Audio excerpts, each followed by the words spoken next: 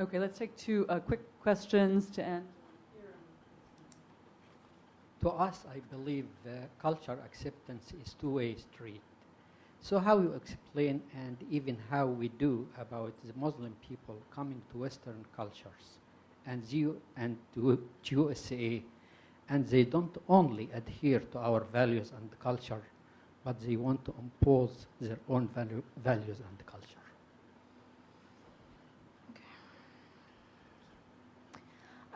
First of all, excuse my little knowledge of U.S. policy, but do the U.S. officials and diplomats have the same smart card as the military?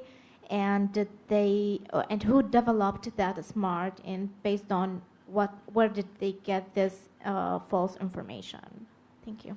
Did you understand that first question? Not exactly. Would you like to just elaborate on your question? So culture is a two-way street, you're saying? Exactly, for us as a Western USA, and we go to Iraq and try to make our soldiers trained to learn about their culture.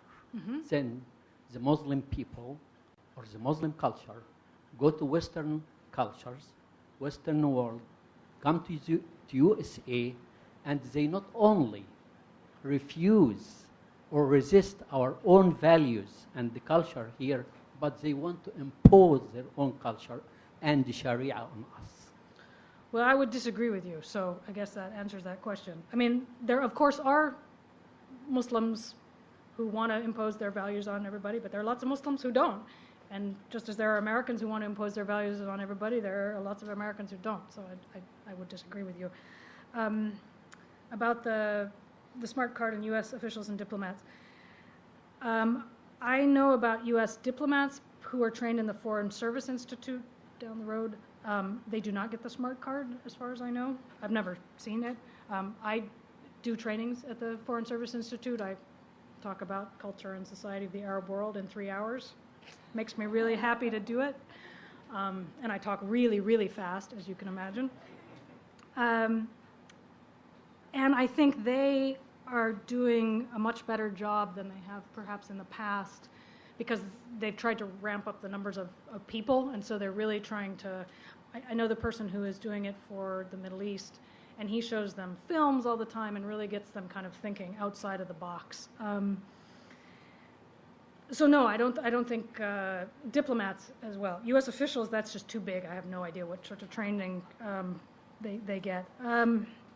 The smart card, where they got the info. One of the companies that produces the smart card is called QuickPoint, and somebody did a whole interview with QuickPoint on that.